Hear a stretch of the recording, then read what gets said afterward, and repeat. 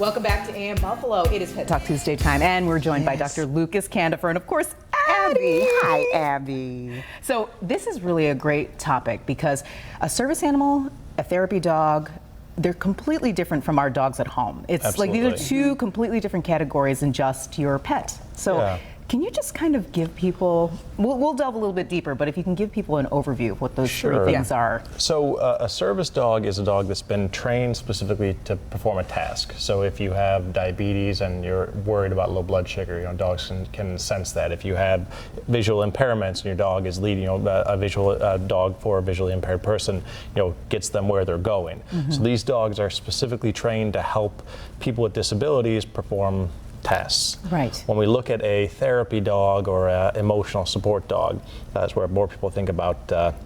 Sometimes it's being conflated with a service animal, and it's very different. These are dogs that are there for psychological or emotional support. So PTSD sufferers will have therapy dogs or emotional support dogs to help them through tough times and things like that.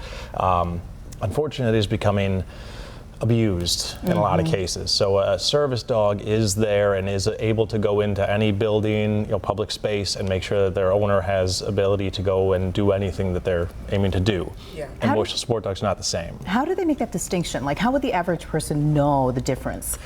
Yeah, it's a great question. A service dog is focused. They are there, they know they're out, they're on their job when they have, and almost always they'll have that, some kind of harness or indication saying that they're a service dog, and you're not intended to pet these dogs. They are there to do their job. Yeah. It's like going up a construction worker and trying to interact with them while they've got bricks in their hands. They're doing something, they're busy, you don't want to distract them at that time.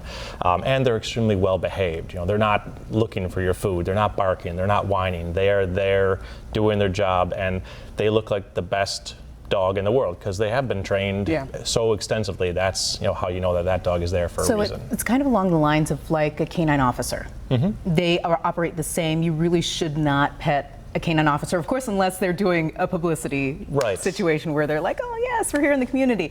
But that's the difference. But you were saying something to the effect of the idea of therapy dogs are being abused. What were you saying? So not necessarily therapy dogs are being abused, but the idea of you can go online and get a little card that says my dog is a service dog, and that is, one can be taken away from people that do have disabilities that need their animals in places, because when you have a poorly behaved dog that you said, oh, I have this card and I want to come in, it is running the risk of making it so people are being bit by dogs that are not trained, that are still coming into places that they shouldn't be. And I love Addie. I wish she could go every single place with me. So she is my, my support dog when it comes down to my emotional health. She's great. But if it comes down to that's what's really important to you, there are ways to help pass laws to make sure that there's less constraints on where your dog can go. But at this point, just making sure that service dogs get the respect and the things they're afforded and they should have. And if you have a dog that's there, just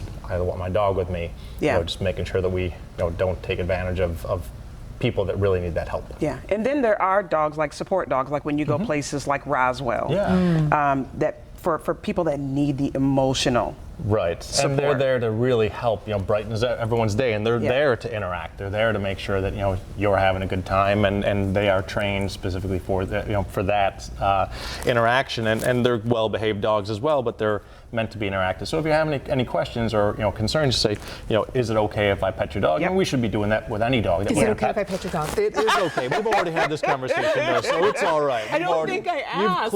You've cleared. Well, she's asking, though. She is. Abby is asking. It's true. It's either treats or pets. Yes. Yes.